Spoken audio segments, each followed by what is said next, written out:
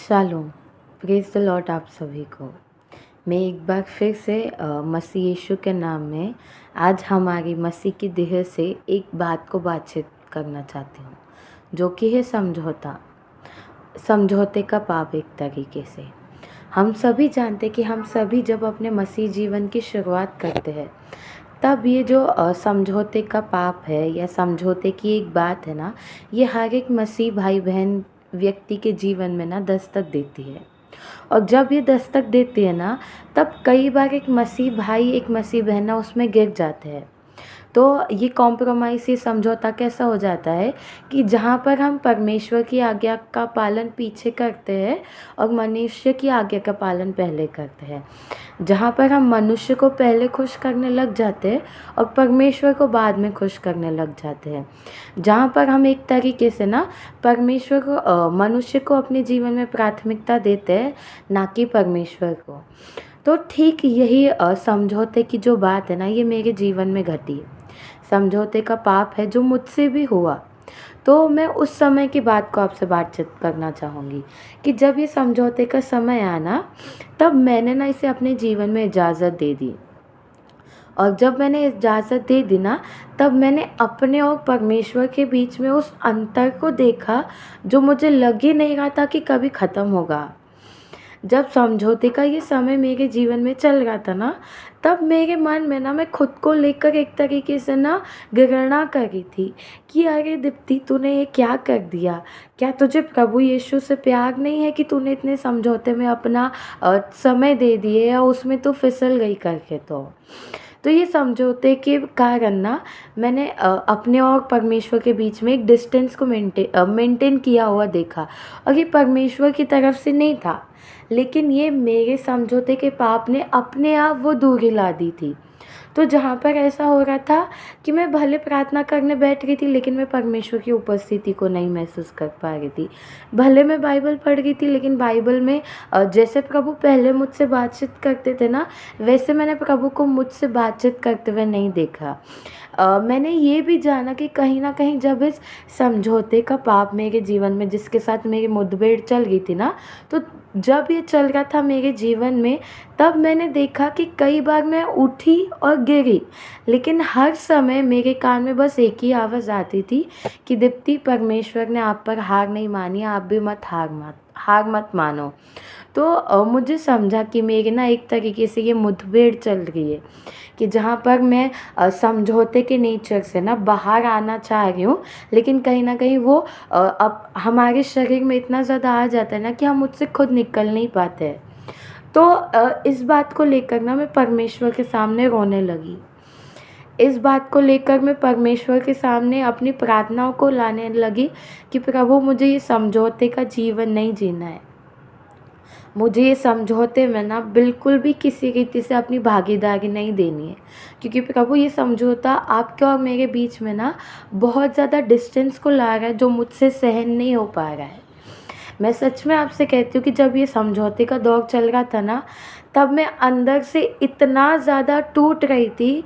जहाँ पर मैं जो मेरे और परमेश्वर के बीच में डिस्टेंस को जब मैं सोच रही थी ना, तब मुझे लग रहा था कि इससे अच्छा तो मेरा पहले का जीवन था। मतलब जहाँ पे शायद मुझे परमेश्वर के यीशु के बारे में पता नहीं था, तो एटलीस्ट मेरे मन में उतना बुरा नहीं लगता था। मुझे वो जो डिस्टेंस था ना, वो फील नहीं होता था। लेकिन अब मुझे वो डिस्टेंस फील होने लगा था। अब मुझे वो डिस्टेंस ना इतना ज़्यादा खटकने लगा था। अब मुझे वो डिस्टेंस ना एक तरीके से ना मुझे अपने ऊपर ना हार मानने को इनकरेज कर रहा था। लेकिन प्रभु की स्तुति हो, पवित्र आत्मा की स्तुति हो।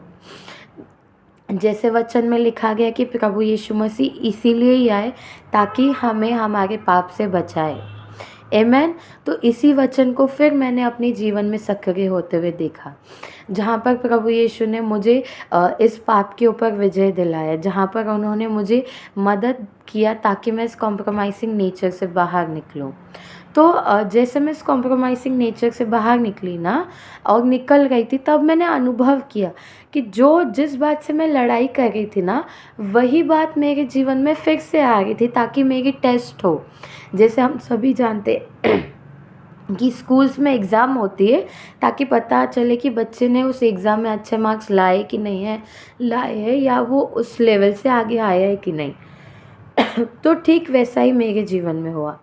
पहले जब ये पहली बार आया तब मैं उसमें गिर गई, जब दूसरी बार आया तब भी मैं गिर गई, जब तीसरी बार आया तब भी मैं गिर गई। लेकिन प्रभु की स्तुति हो कि जब जब मैं गिरी ना तो मैं फिर से परमेश्वर के सिंहासन के सामने गई। मैंने माना अपने पाप को, मैंने अंगीकार किया, मैंने छोड़ने के लिए प्रभु से मदद मांगी।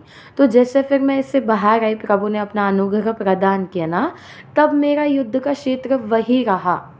तो वो क्षेत्र उस पाप से ना मेरी फिर से मुठभेड़ होने लगी। लेकिन अब ना एक अलग तरीके से परमेश्वर की सामर्थ मेरे अंदर से काम करने लगी, जिन्होंने मुझे इस पाप के स्वभाव पर विजय दिलवा दिया। हालेलुया, प्रभु की स्तुति हो, जो हमारे लिए परीक्षा में से निकलने का निकास भी देते हैं। आमेन। तो आज मैं मसीह की देह से इसी बात को बातचीत करना चाहूँगी कि क्या कॉम्प्रोमाइज़िंग नेचर हमारे जीवन में इतना ज़्यादा प्रभाव क्यों डाल पा रहा है। हमारे जीवन में कॉम्प्रोमाइज़िंग नेचर इतना ज़्यादा अपनी जगह क्यों बना ले रहा है। एक तरीके से जैसे मैं इस बात पर मनन कर रही थी तो प्रभु ने मुझ पर प्रकट किया कि ठीक यही बात है जो हमारे पूर्वजों इज़राइलियों से हुई जब मूसा उनकी अगुवाई कर रहे थे।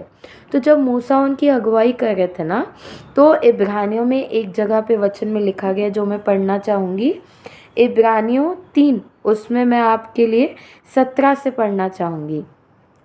और वह 40 वर्ष तक किन लोगों से क्रोधित रहा, और क्या उन्हीं से नहीं जिन्होंने पाप किया, और उनके शव जंगल में पड़े रहे।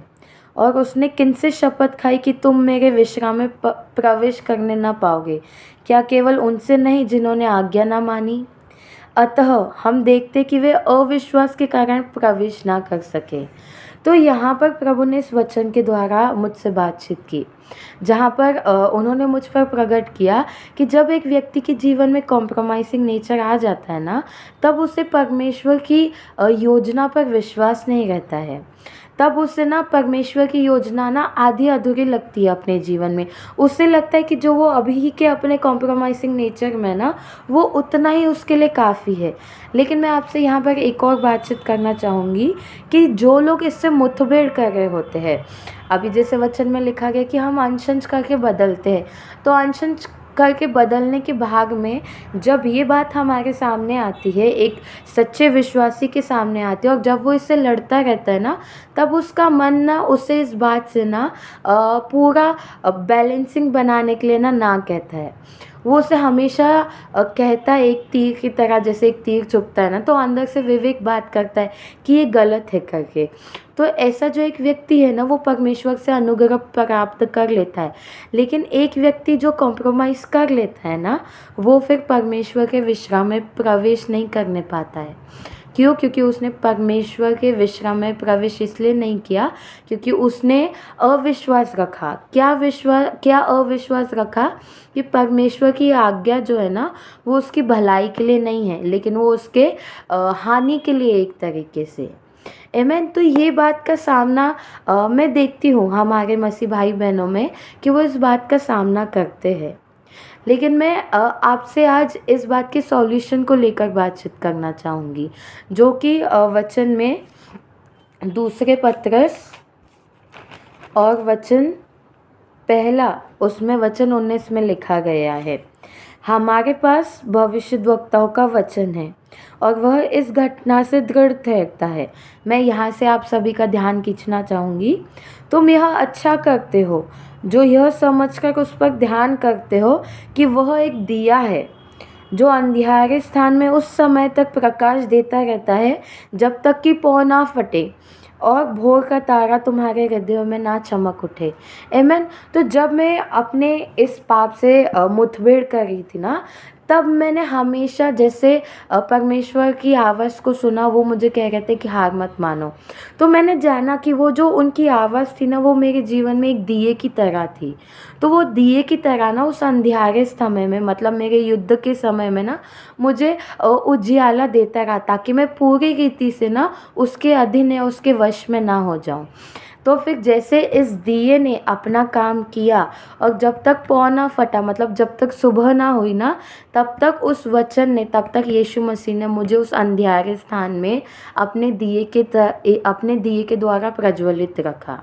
तो मैं इसी बात को आप सभी को देना चाहूँगी कि अगर हम विश्वासी भाई बहन अपने जीवन में किसी पाप से मुठभेड़ होते हुए देखते हैं, या अपने जीवन में कुछ ऐसी अलग बात को देखते हैं जो हमसे होनी नहीं चाहिए, तब हमें उस समय ना यीशु मसीह पर ध्यान देना चाहिए, क्योंकि वो हमारा ऐसा महायाजक है ना, जो हमारी निर्बलताओं को जानता है। जो जैसा वचन कहता है कि वो ऐसा एक महायाजक है ना, जो हमें परीक्षा में से निकलने का भी सॉल्यूशन दे देता है, ताकि हम उस परीक्षा को पास कर लें। तो मैं यही बातचीत के द्वारा समाप्त करना चाहूँगी कि समझौते का पाप आपको परमेश्वर से दूर लेकर जाएगा, लेकिन जब आप इस समझौते के पाप पर विजय पा लेंगे ना, तब आप पहले से ज़्यादा खुद को परमेश्वर के निकट अनुभव करेंगे, परमेश्वर को अपने निकट अनुभव करेंगे। आमेन। इस वचन से प्रभु आप सभी को आशीष दे। शालोम।